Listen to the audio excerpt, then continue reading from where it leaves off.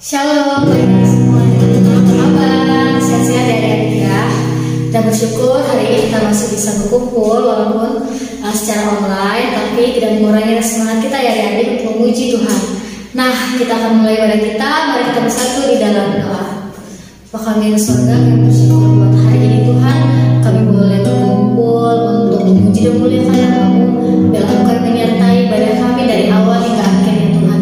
Terima kasih Bapa, kami serahkan semuanya ke dalam tangan-Mu. Hanya dalam nama Tuhan Yesus, haleluya, amin. Kita berdatang kepada Tuhan, kita menyembah Tuhan, kita mengangkat pujian mengatakan, Bapa, aku datang padamu.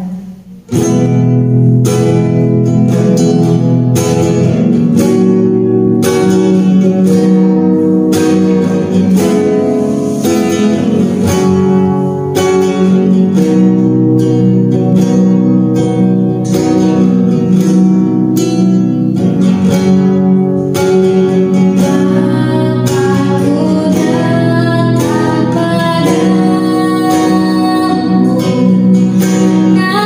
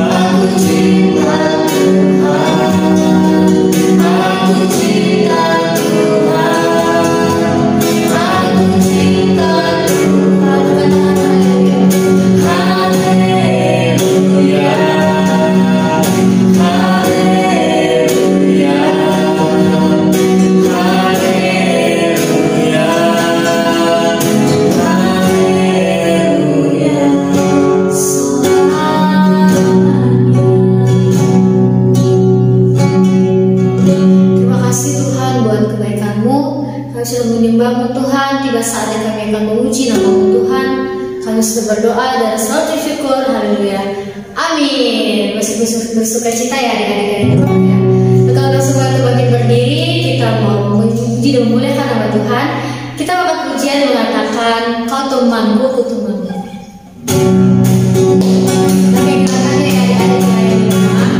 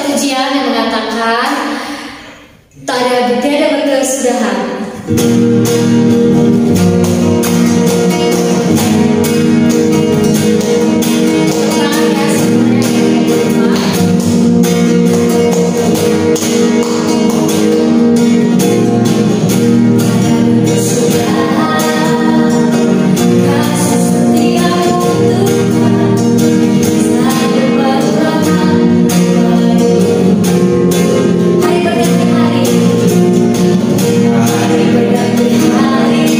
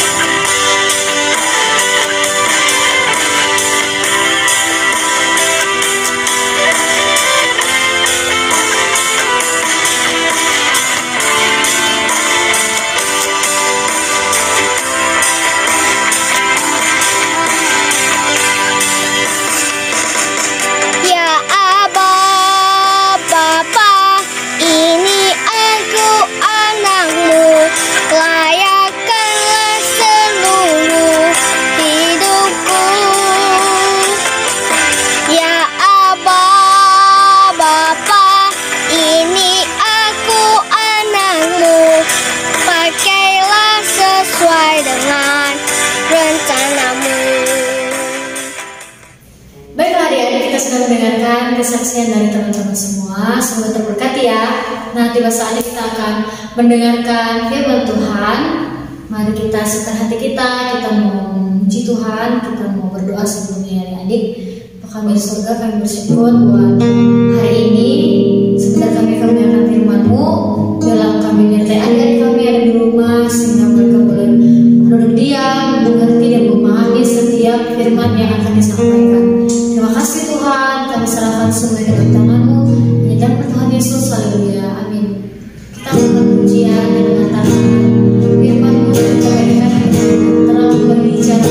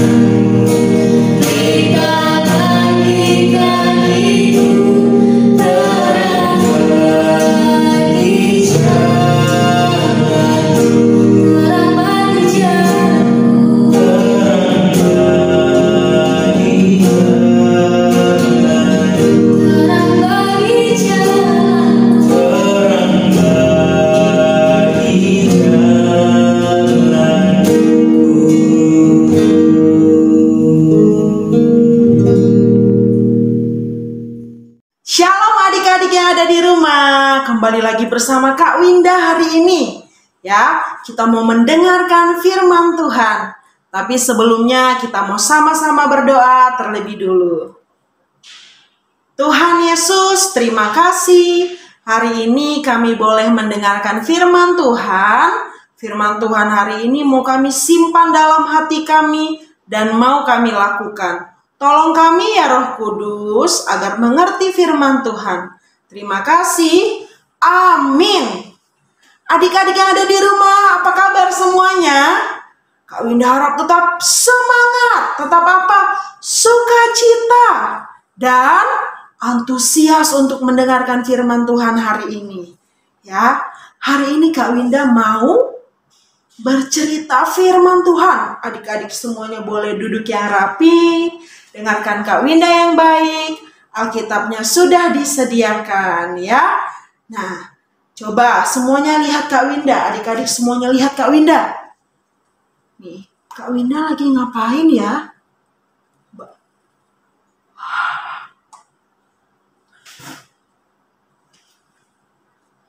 Kira-kira Kak Winda ini lagi ngapain ya sekarang ya? Apa yang Kak Winda lakukan? Kak Winda sedang mengintai. Tahu Kak Winda sedang mengamati secara diam-diam. Kak Winda sedang menyelidiki. Kalau adik-adik lihat Kak Winda, kira-kira seperti pekerjaan siapa ya yang melakukan ini? Seperti seorang detektif. Diam-diam sedang mengintai atau menyelidiki. Menyelidiki dari jauh ataupun menyelidiki dari dekat. Nah, hari ini Kak Winda mau bercerita tentang pengintai. 12 pengintai. Adik-adik mungkin sudah dengar cerita ini atau ada yang belum dengar cerita ini? Nah, semuanya Perhatikan dan dengar baik-baik. Ya. Jadi, pada waktu itu Musa mendapatkan perintah dari Tuhan. Apa ya perintahnya? Tuhan memerintahkan untuk Musa memilih orang-orang dari ke-12 suku Israel untuk mengintai, untuk mengamati, untuk menyelidiki Kanaan. Ya, jadi dari masing-masing suku Israel dipilih satu orang untuk mewakili, mengintai atau mengamati, menyelidiki Kanaan. Ya, jadi setiap suku perwakilan satu orang, jadi ada 12 pengintai. Siapa sajakah mereka? Ayo kita sama-sama boleh baca, kita buka Alkitab kita dalam Bilangan, kitab Bilangan di Perjanjian Lama, pasal yang ke-13. Ya, jadi cerita ke-12 pengintai ada dari pasal 13, ayat yang pertama sampai ayat yang ke-33. Wah, Kak Winda banyak sekali ayatnya. Nah, hari ini kita tidak baca semua ayatnya. Kak Winda mau kasih tahu siapa-siapa saja yang diperintahkan untuk mengintai Kanaan dari ke-12 suku itu. Nah, adik-adik bisa lihat di Bilangan yang ke-13 tadi. Ya. Nah, dimulai dari ayat yang keempat. Ya, adik-adik Kak Winda bacain, adik-adik perhatiin di rumah. Ya, pasal ke-13 ayat keempat. Siapakah mereka? Dan inilah nama-nama mereka. Dari suku Ruben, Syamun bin Zakur. Dari suku Simeon, Syafat bin Hori. Dari suku Yehuda, Kaleb bin Yefune. Dari suku Isakar ada Yigal bin Yusuf. Dari suku Efraim ada Hosea bin Nun. Nah, Hosea bin Nun ini yang disebut Yosua.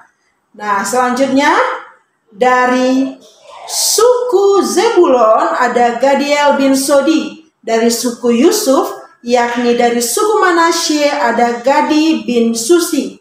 Dari suku Dan ada Amiel bin Gemali. Dari suku Asher ada Setur bin Mikael. Dari suku Naftali ada Nahbi bin Wosi. Dan dari suku Gad ada Guel bin Maki. Itulah nama-nama orang yang disuruh Musa untuk mengintai negeri itu. Dan Musa menamai Hosea bin Nun adalah Yosua. Ya. Nah, adik-adik, waktu itu mereka dipilih ada 12 orang. Ya, dipilih ada 12 orang. Musa berkata, kalian nanti mengintai, mengamati Kanaan. Setelah itu, kalian akan melaporkan kepadaku, kepada bangsa Israel, bagaimana keadaan di sana. Apakah subur tanahnya? Apakah di sana sudah ada orang? Kalau ada, siapa mereka? Bagaimana mereka hidup di sana? Semua ceritakan kepadaku dan kepada bangsa Israel, karena mereka akan menempati Kanaan. Jadi sebelumnya mereka harus tahu bagaimana keadaan tempat di sana, ya. Nah, itu ke-12 orang tadi. Kemudian mereka pergi ke sana dan mulai mengamati tempat itu. Mulai orang-orangnya diperhatikan. Oh, kemudian bagaimana keadaan tanah di sana, subur atau tidak, diperhatikan. Bagaimana mereka hidup, diperhatikan. Semua diperhatikan untuk dilaporkan. Tadi ada 12 orang ya, ada 12 orang. Kemudian setelah mereka melihat, mengamati, mengintai, mereka melaporkan setelah 40 hari. Ya, 40 hari mereka mengamati. Mereka kemudian pulang dan melaporkan kepada Musa dan bangsa Israel waktu itu. Ya, Nah, adik-adik, kita mau belajar. Nah, ada dua laporan yang berbeda, maksud Kak Winda. Ada dua laporan yang berbeda. Yang pertama, dari 10 orang dan kemudian dari 2 orang. Dari Kaleb dan dari Yosua. Ada laporan yang berbeda. Tadi mereka 12 orang yang pergi, tapi 10 dan 2 ini punya pandangan, punya pendapat yang berbeda, punya hasil pengintaian yang berbeda. Apa? Kita mau belajar ya. Nah, dari pengintai yang 10 orang, mereka bilang, aduh Musa, di sana itu orangnya besar-besar sekali. Orang di sana adalah orang-orang dari kaum Enak. Di sana terlalu besar orang-orangnya. Kami berdiri di sana, mungkin kami seperti seekor belalang karena kami terlalu kecil dibandingkan mereka. Ya, 10 orang ini mengatakan bahwa di sana terlalu besar. Kami takut. Di sana kita tidak mungkin bisa mengambil Kanaan. Mereka sangat seram. Ya, mereka di sana orangnya besar-besar. Kita seperti belalang. Kita pasti tidak bisa mengalahkan mereka. Itu laporan dari 10 orang. Nah, kemudian 2 orang yang lainnya, ada Kaleb dan Yosua, perwakilan dari Yehuda dan Efraim. Mereka bilang, tidak, kita tidak boleh takut. Kita harus pergi dan merebut tempat itu. Ya, walaupun mungkin memang mereka besar-besar, walaupun mereka badannya besar dan kuat, tapi di sana tempatnya berlimpah susu dan madu. Seperti yang dijanjikan Tuhan, di sana tempatnya subur.